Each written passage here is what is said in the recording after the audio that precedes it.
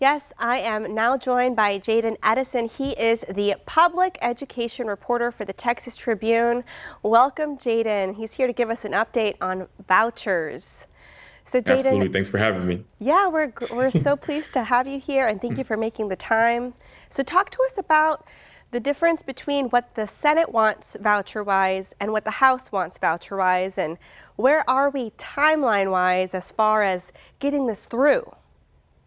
Yeah, so there are two key differences that kind of stand out to me with both versions in each chamber, the House and the Senate. The one is just honestly the per student amount that families could receive, right? And for those that don't know, right, these particular programs seek to use taxpayer dollars to allow families to use toward their child's private education. And so in the Senate bill, for example, that one has a more set per student amount, which is at $10,000 per year, and then additional funds for students with disabilities. There's also a pot of money set aside for homeschooling families, right? The House one's a little bit more complicated because the way they set it up is they tie the per student amount to public school funding. And so basically what that means is that the House wants to set the amount that a family could receive at 85% of the per student amount that public schools receive. So that's very complicated. But for people listening, basically, if we were to use the available calculations we have today, that's probably somewhere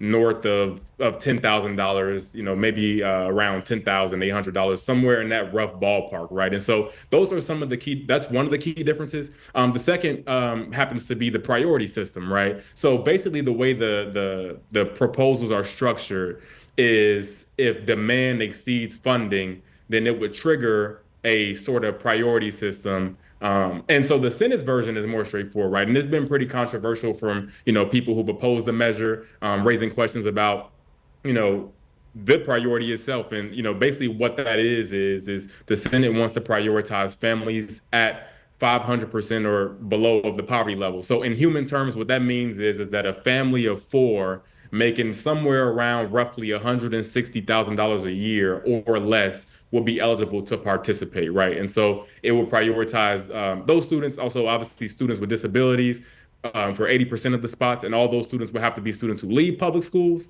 and then a remaining 20% for the rest of folks who apply. Now, the House has a more tiered system, and that one is more of, like for example, the first slot would be families, students with disabilities, whose families are at 500% or below poverty, and then it would go, in order of ranking. So it would go lower, than that, in the second priority, and then so on and so forth. So, I won't bore you with all the details of each kind of tier system, but nonetheless, so there are specific differences that folks are going to have to iron out. Right now, the Senate has passed its version of the bill, and so we'll wait to see kind of what happens. The House is scheduled to have a public hearing over its version of the bill within the next week and a half or so, on Tuesday, March 11th. And so we'll see what happens, but a lot of details that kind of have to be ironed out here in the near future.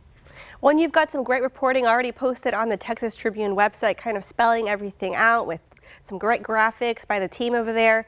We want to thank you so much for making the time to give us this update, and we look forward to continue from hearing from you as the legislative session continues. Thank you so much, Jaden.